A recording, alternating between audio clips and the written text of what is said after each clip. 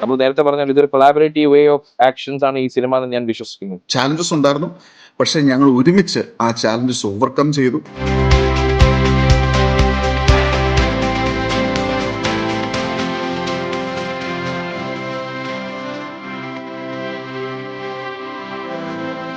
എനിക്ക് സന്തോഷിക്കാനുള്ള അവസരങ്ങളാണ് ദൈവം ദൂരത്തിലൂടെ കൂടുതലും തന്നിരിക്കുന്നത്.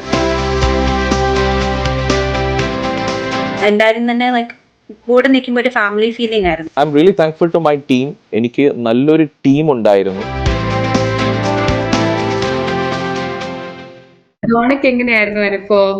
ഈ ഔട്ട്ഡോർ സീൻസിലൊക്കെ നിങ്ങൾക്ക് ചിലപ്പോൾ ഡ്രസ് ചേഞ്ച് ഒക്കെ കാണത്തില്ല, അപ്പൊ നിങ്ങൾക്ക് അതൊക്കെ എളുപ്പമായിരുന്നോ അത് ചെയ്യാൻ, അതോ ഇവരൊക്കെ തന്നെ പ്രൊട്ടക്ട് ചെയ്യുമായിരുന്നോ? എങ്ങനെയായിരുന്നു അതൊക്കെ? സത്യം പറഞ്ഞാൽ എളുപ്പമല്ലായിരുന്നു. ആക്ച്വലി ഞങ്ങൾക്കൊരു സോങ് സീക്വൻസ് ഉണ്ട്. അപ്പൊ അതിനകത്ത് തന്നെ ഒരു 3 costume change, 3 or 4 actually costume change വന്നായിരുന്നു. അപ്പം ലക്ഷ്മി ഞങ്ങളുടെ ഈ മൂവിക്കകത്ത് അഭിനയിക്കുന്നതാണ്. She's a choreographer for the movie. അപ്പം ഇപ്പം വിദ്യ പറഞ്ഞ പോലെ എല്ലാവരും അങ്ങോട്ടും ഇങ്ങോട്ടും ഒരുപാട് സപ്പോർട്ടിനും ഹെൽപ്പിനും ഉണ്ടായിരുന്നു. അപ്പം എനിക്ക് സത്യം പറഞ്ഞാൽ ലൈക്ക് എല്ലാവരും സമയം കംഫർട്ട് നമ്മളോട് ചോദിക്കും. അപ്പൊ എപ്പോഴും വിവലാണെങ്കിലും മറ്റു ക്രൂ മെമ്പേഴ്സ് ആണെങ്കിലും ചോദിക്കും, are you comfortable, are you okay? നമുക്കറിയാം ഇത് കുറച്ചൊരു ബുദ്ധിമുട്ടാണ്, പക്ഷെ എന്തെങ്കിലും വേണമെങ്കിൽ പറയണം. പിന്നെ അതിനുള്ള സമയം നമുക്ക് ഓൾറെഡി ടൈം കൺസ്ട്രെയിൻസ് ഉണ്ട് ഓരോ ഫിൽമിങ്ങിനും സ്കെഡ്യൂളിനും. പക്ഷെ എന്നാലും ലൈക്ക് നമുക്ക് നമ്മുടെ കംഫർട്ടിന് വേണ്ടി അതിന്റെ ഉള്ളൊരു ലൈക്ക് സമയം തരും. അപ്പം ഞങ്ങള് ഈ പബ്ലിക് റെസ്റ്റ് റൂംസിലും അങ്ങനത്തെ ഓരോ സിറ്റുവേഷൻസിലൊക്കെ ആയിരുന്നു ലൈക്ക് ഈ ചേഞ്ചിങ്ങും ഓരോ ഡ്രസ് മാറ്റമൊക്കെ. ബട്ട് എനിക്ക് സെക്യൂരിറ്റി ഇല്ലാന്ന് അങ്ങനത്തെ ഒരു ഫീലിംഗ് വന്നില്ല. പിന്നെ എന്തെങ്കിലും ഇപ്പം നമുക്ക് ഫീമെയിൽ ആയിട്ടുള്ള ഇപ്പോഴും ഒരു ഇതുണ്ടല്ലോ, നമ്മള് ഫീമെയിൽസ് ഇല്ലെങ്കിൽ പിന്നെ നമ്മൾ എങ്ങനെ റിയാക്ട് ചെയ്യും. അപ്പം അങ്ങനത്തെ എന്തെങ്കിലും ഇപ്പൊ സീൻസ്, ഇപ്പൊ ക്ലൈമാക്സ് സീൻസിലാണെങ്കിലും അങ്ങനെ എന്തെങ്കിലും വന്നാലും അവര് പറയും വേണമെങ്കിൽ ഞങ്ങളൊരു അറേഞ്ച്മെന്റ് ഉണ്ടാക്കി തരാം, ഇവിടെ ഇരുന്നോ, ഞങ്ങൾ ഷൂട്ടിന്റെ സമയമാകുമ്പോൾ വിളിക്കാം. അപ്പൊ അങ്ങനത്തെ ഒരു അൺകംഫർട്ടബിൾ ആയിട്ട് തോന്നിയിട്ടില്ല. ബിക്കോസ് എല്ലാരും തന്നെ ലൈക്ക് കൂടെ നിൽക്കുമ്പോൾ ഒരു ഫാമിലി ഫീലിംഗ് ആയിരുന്നു. സോ ഒരിക്കലും സ്വയം ഞാൻ ഐസൊലേറ്റഡ് ആണെന്നുള്ളൊരു ഫീലിംഗ്. പിന്നെ ഓരോ എൻവയറമെന്റിലും ഞങ്ങൾ എല്ലാവരും ഐ തിങ്ക് ബുദ്ധിമുട്ടി. So but it was for the ultimate purpose. So it was good. Ultimately actually എന്ന് വെച്ച് കഴിഞ്ഞാൽ നമ്മൾ ഡോണയെ കൊണ്ട് ഒരു കാട്ടിൽ ഞങ്ങൾക്ക് പോകേണ്ടി വന്നിട്ടുണ്ടായിരുന്നു. അപ്പം അവിടെ അങ്ങനെ എല്ലാ വണ്ടികളും പോകാൻ പറ്റില്ലായിരുന്നു. അപ്പൊ അവിടെ ഡോണയെ നമ്മൾ കൊണ്ട് ഇരുത്തി, ഡോണ മാത്രമേ ഫീമെയിൽ ക്യാരക്ടറായിട്ട് ഡോണ മാത്രമേ ഉള്ളൂ, ഞങ്ങൾ കുറച്ച് ആണുങ്ങൾ മാത്രമേ ഉള്ളായിരുന്നു. അവിടെ വെച്ച് നമ്മൾ ഈ സെറ്റ് ഉണ്ടാക്കാൻ വേണ്ടിയിട്ട് അവിടെയുള്ള കുറെ സാധനങ്ങളൊക്കെ പെർക്കുമ്പോഴായിരുന്നു ഞങ്ങൾ മനസ്സിലാക്കുന്നത് എന്തോ കുറെ ഒരു വൈൽഡ് ആനിമൽസ് ഒക്കെ ഉണ്ട് അവിടെ. ശരിക്കും പറഞ്ഞാൽ നമ്മൾ ശരിക്കും പേടിച്ചു പോയ ഒരു സിറ്റുവേഷൻ ഉണ്ടായിരുന്നു. അത് ഞങ്ങൾ ഫോട്ടോ എടുത്തിട്ട് നമ്മൾ ഗൂഗിളിലൊക്കെ എടുക്കുകയും നമ്മുടെ ഗ്രൂപ്പിന് അയച്ചു കൊടുക്കുകയൊക്കെ ചെയ്ത് ഏതൊരു മൃഗത്തിനെ ഞങ്ങൾ സ്ലോത്തിനെ കാണുന്നു. നമ്മൾ ഈ അവിടെ ശരിക്കും പറഞ്ഞാൽ ഈ സൺലൈറ്റ് ഭയങ്കര കുറവാണ്. അപ്പം ഞങ്ങൾ ശരിക്കും പറഞ്ഞാൽ ഇപ്പം സെക്യൂരിറ്റിയെ പറ്റി നമ്മൾ നമ്മുടെ എല്ലാ മൂവിയിലും ഇതൊക്കെ ചെയ്യാറുള്ള കാര്യമായിരിക്കാം, ചെയ്തിട്ടില്ലാത്ത കാര്യമായിരിക്കും. പക്ഷെ ഞങ്ങൾ ചെയ്തൊരു കാര്യം വെച്ചാൽ നമ്മുടെ ഫീമെയിൽ ആർട്ടിസ്റ്റിനെ നമ്മൾ എത്രയും നന്നായിട്ട് സെക്യൂർ ആക്കുക ആയിരുന്നു ഞങ്ങളുടെ responsibility, one of the responsibility. അപ്പൊ അതുകൊണ്ട് ശരിക്കും ഇങ്ങനെ ഒരു കാട്ടിലൊക്കെ പോകുമ്പോൾ നമ്മൾ പറഞ്ഞു അവിടെ കൊതുകുണ്ടായിരുന്നു, പാമ്പുണ്ടായിരുന്നു, മറ്റു ചില ഫ്ലൈസ് ഒക്കെ ഉണ്ട്. അപ്പം നമുക്ക് കാട്ടിനകത്ത് നിൽക്കാതെ രക്ഷയില്ല. പക്ഷെ ഒരു ആർട്ടിസ്റ്റിനെ കൊണ്ട് അവിടെ കൊണ്ട് നിർത്തി അത്ര നേരം ചെയ്യിപ്പിക്കാന്ന് പറഞ്ഞാൽ ഭയങ്കര ബുദ്ധിമുട്ടാണ്. അപ്പൊ ഞങ്ങൾ ശരിക്കും മാക്സിമം ഡോണെ പോലുള്ള ആൾക്കാരെ ഞങ്ങൾ വണ്ടിയിലിരുത്തി ഷോട്ടിന്റെ സമയമാകുമ്പോൾ മാത്രം നമ്മൾ പുറത്തിറക്കുന്നു, നമ്മൾ ഷൂട്ട് ചെയ്യുന്നു. അങ്ങനെയായിരുന്നു ശരിക്കും പറഞ്ഞാൽ. സോ എനിക്ക് ഇതിനകത്ത് ഏറ്റവും സന്തോഷം എന്ന് പറയുന്നത് നമ്മുടെ ഇതിനകത്ത് അഭിനയിച്ചിരിക്കുന്ന ഇപ്പൊ ഈ ഇന്റർവ്യൂവിൽ വരെ ഇവർ ഇത്രയും മനോഹരമായിട്ട് പറയുന്നുണ്ടെങ്കിൽ ഞാനും എൻ്റെ ടീമും പ്രൗഡ് ഓഫ് അവർ ടീം. അത് വെച്ചാൽ ഞങ്ങൾക്ക് അത്രയും അവരെ സെക്യൂർ ചെയ്യാൻ പറ്റി. അത് പെൺകുട്ടികളെ മാത്രമല്ല, ഇതിനകത്ത് അഭിനയിച്ചിരിക്കുന്ന ആണുങ്ങളെ ഉൾപ്പെടെ നമുക്കത് കംഫർട്ടബിൾ ആക്കി കൊണ്ടുപോകാൻ പറ്റിയെന്ന് നമ്മൾ വിശ്വസിക്കുന്നു ആക്ച്വലി. Very good. ഇതിനകത്തെ ഫുഡ് ആൻഡ് ട്രാൻസ്പോർട്ടേഷൻ ഒക്കെ എങ്ങനെയായിരുന്നു? അത് ഞാൻ പറയുന്നതിനേക്കാളും നല്ലത് ആക്ച്വലി സിസിൽ ഭായ് ഒക്കെ പറയുന്നതായിരിക്കും നല്ലത്. കാരണം ഞാൻ പറഞ്ഞു കഴിഞ്ഞാൽ നിങ്ങൾ വിചാരിക്കും ഞാൻ ബെസ്റ്റ് മാത്രം പറയുന്നത്. അപ്പൊ എനിക്ക് തോന്നുന്നത് അത് സിസിൽ ഭായ് തന്നെ പറയട്ടെ ആക്ച്വലി, അല്ലെങ്കിൽ പറയട്ടെ, അല്ലെങ്കിൽ വിദ്യ പറയട്ടെ. ദൂരം 1 പറ്റി ഞാൻ പറയത്തില്ല, പക്ഷെ ദൂരം 2 പറ്റി പറയുകയാണെങ്കിൽ നമുക്ക് ഫുഡിന് ഒരു മുട്ടിപ്പും ദൈവം സഹായിച്ച് നമുക്ക് ഫുഡിന് ഒരു മുട്ടിപ്പും ഉണ്ടായിട്ടില്ല. ചില ദിവസങ്ങളുണ്ടായിരുന്നു നമുക്ക്. I mean breakfast, lunch, dinner was always considered.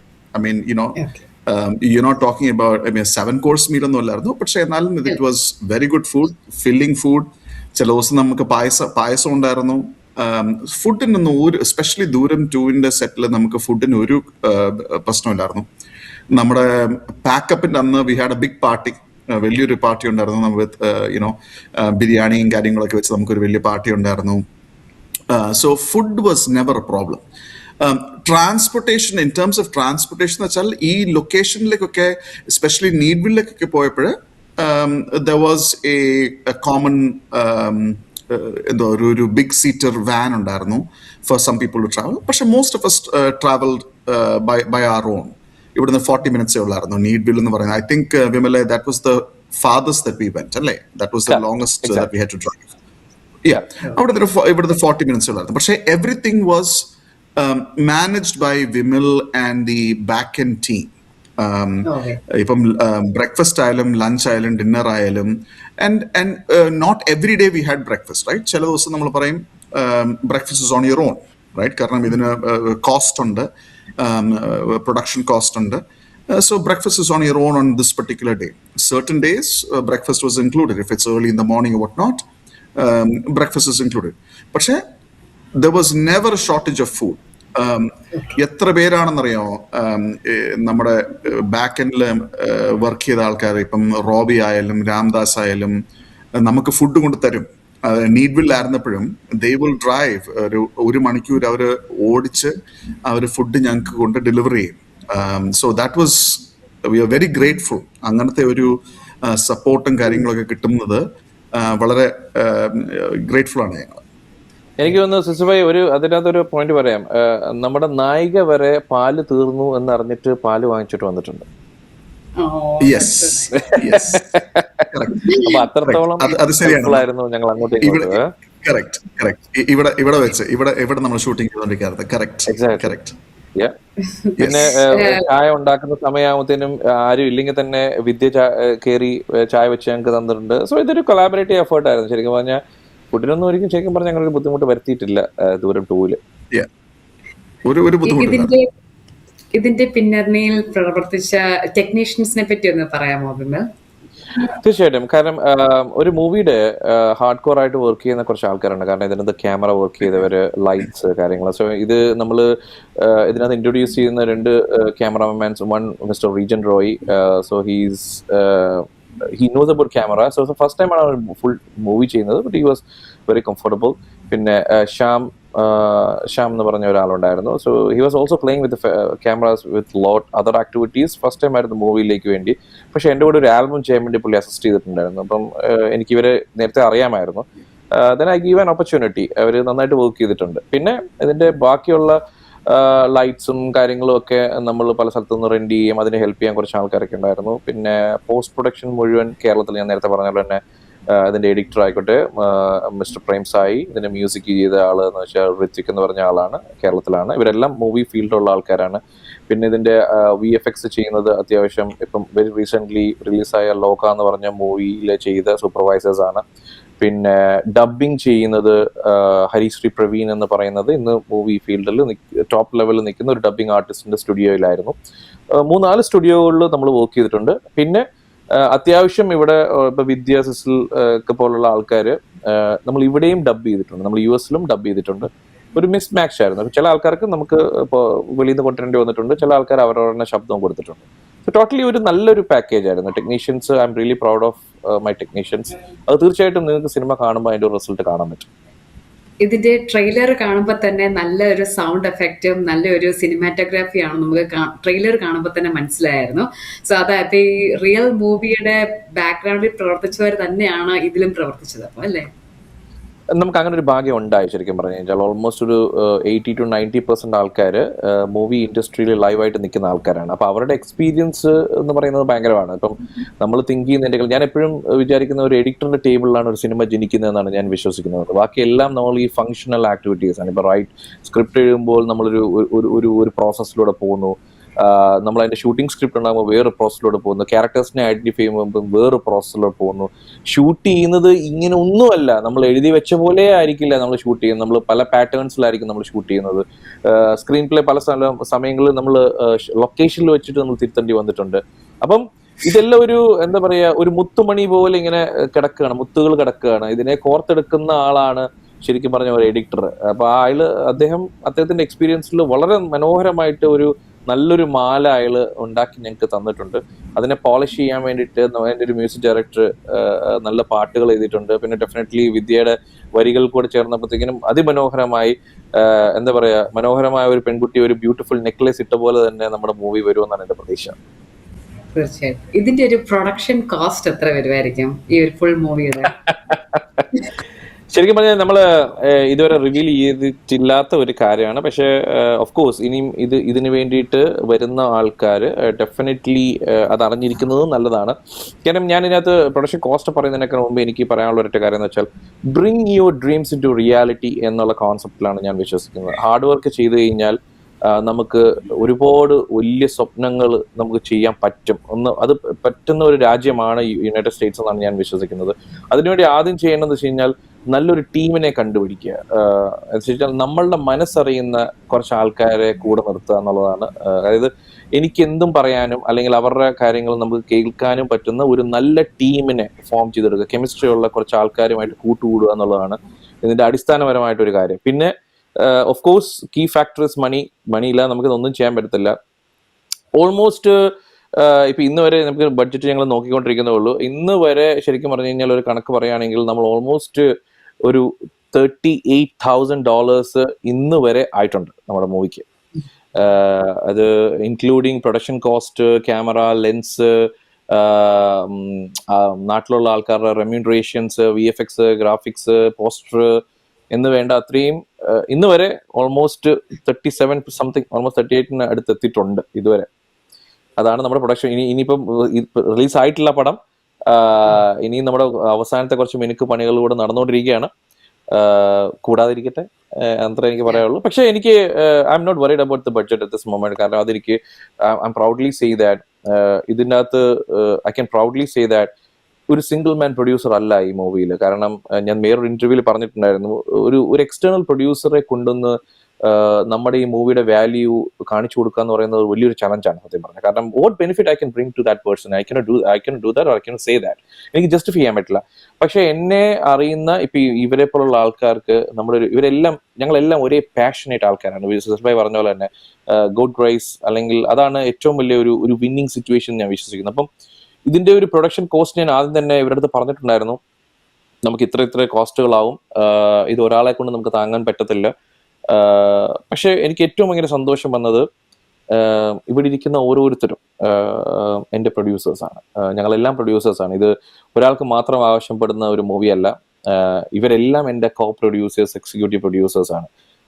ഇവരാരും തന്നെ എന്തിനാണ് ഇത്രയും എന്ന് എൻ്റെ അടുത്ത് ഇന്ന് വരെ, നാളെ ചോദിക്കുമെന്ന് എനിക്കറിയില്ല, പക്ഷെ ഇന്ന് വരെ ഇവരാരും എൻ്റെ അടുത്ത് ചോദിച്ചിട്ടില്ല. ഞാൻ ചോദിക്കാതെ തന്നെ അവരെല്ലാം എനിക്ക് കൃത്യമായി കാശ് അയച്ചിട്ടുണ്ട് ഇന്ന് വരെയും. അത് ഞാൻ എൻ്റെ ടീമിനോട്, എനിക്ക് ഇപ്പം ആൻസിയാണ് എൻ്റെ അടുത്ത് ആദ്യമായിട്ട് ചോദിച്ചത് എത്രയാണ് ഇതിന്റെ പ്രൊഡക്ഷൻ കോസ്റ്റ്. ഈ കാശ് മുടക്കിയ ഒരാൾ പോലും എൻ്റെ അടുത്ത് ഇന്ന് വരെ ചോദിച്ചിട്ടില്ല എന്തിനാണ് നമ്മൾ ഇത്രയും ചെലവാക്കുന്നത് അല്ലെങ്കിൽ ഇത്രയും ചെലവായോ എന്ന് ഒരാൾ പോലും എൻ്റെ അടുത്ത് ചോദിച്ചിട്ടില്ല. അതാണ് എൻ്റെ ടീം. ഞാൻ അതിലാണ് വിശ്വസിക്കുന്നത്.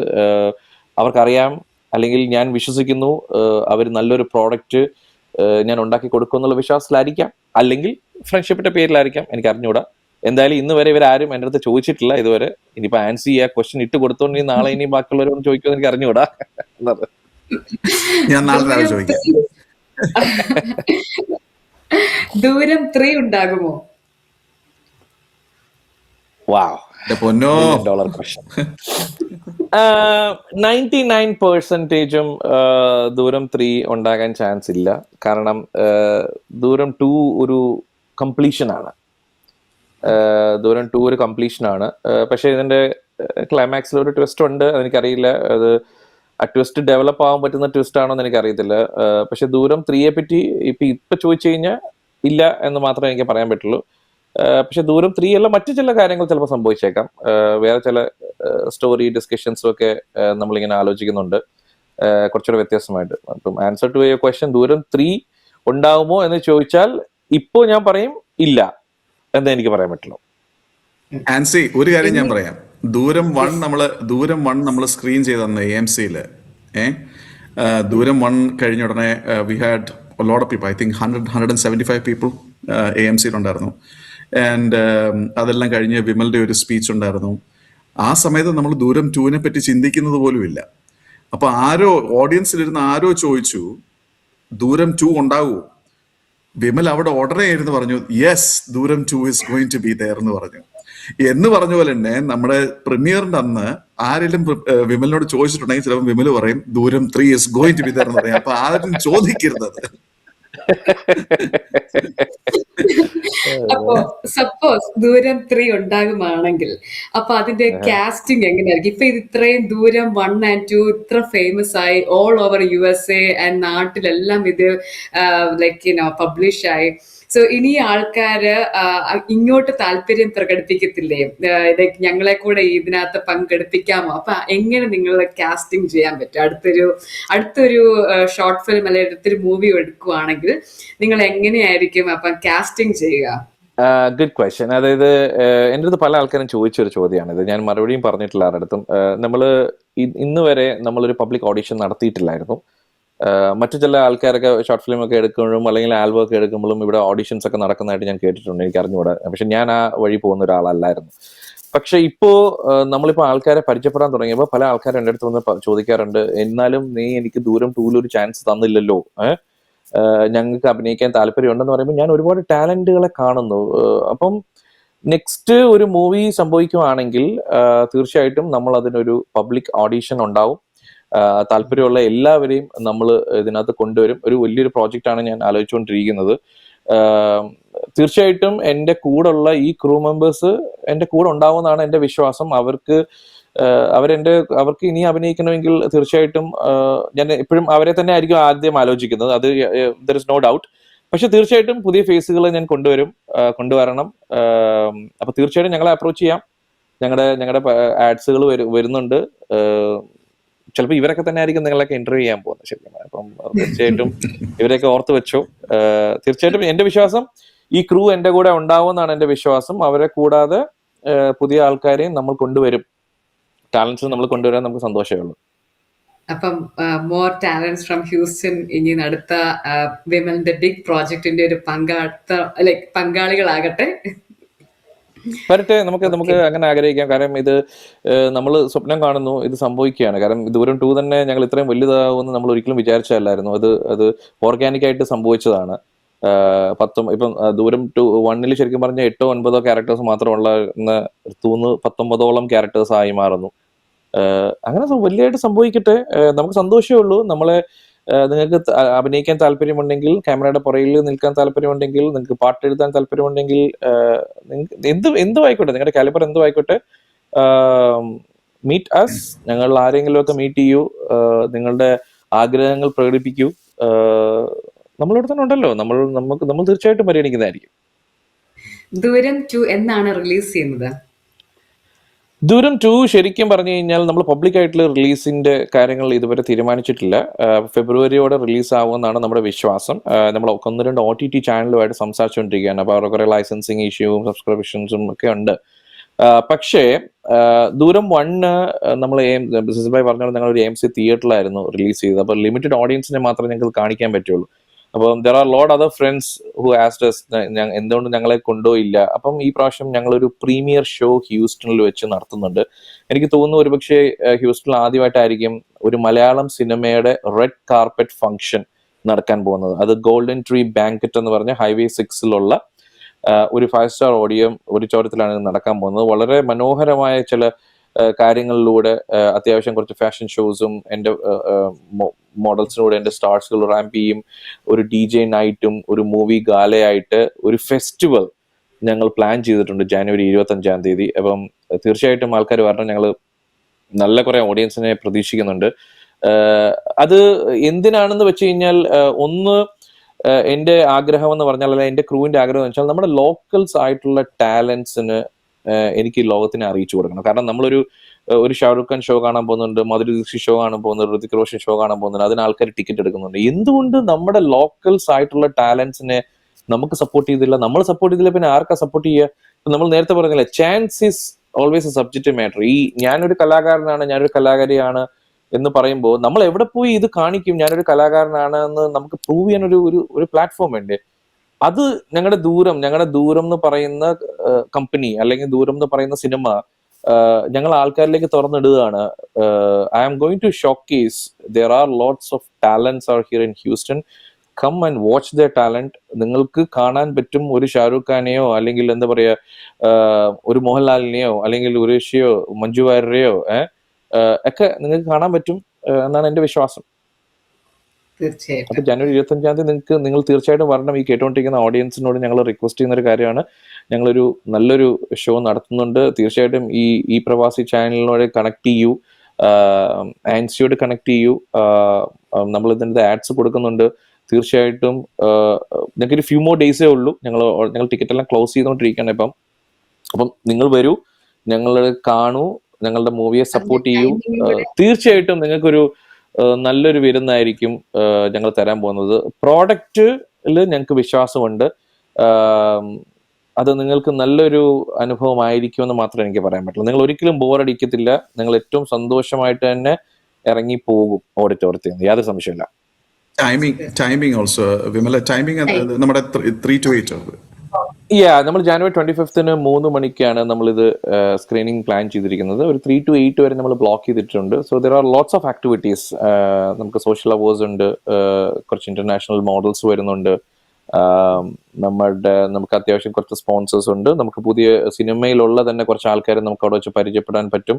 ഇതൊരു കൂട്ടായ്മയാണ്. ഞാനിപ്പോ നേരത്തെ ആൻസർ ചോദിച്ച പോലെ ഈ മൂവിയിലേക്ക് എങ്ങനെ വരാൻ പറ്റും അല്ലെങ്കിൽ ഞങ്ങളുടെ ഒരു ടീമിലേക്ക് എങ്ങനെ വരാൻ പറ്റും എന്നുള്ളതിന്റെ ഒരു വാതിലാണ് ഞങ്ങൾ തുറന്നിടുന്നത് actually. So please come in. നിങ്ങളൊരു ടാലന്റ് ആണെങ്കിൽ, നിങ്ങൾക്ക് എന്തെങ്കിലും ഒരു ടാലന്റ് ഉണ്ടെന്ന് നിങ്ങൾ വിശ്വസിക്കുന്നുണ്ടെങ്കിൽ ഞങ്ങളിലേക്ക് വരൂ. അവർ ഗേറ്റ് ഈസ് ഓൾവേസ് ഓപ്പൺ. ഞങ്ങൾ ഇവരെല്ലാം എൻ്റെ ടീം എല്ലാം ready to talk to U.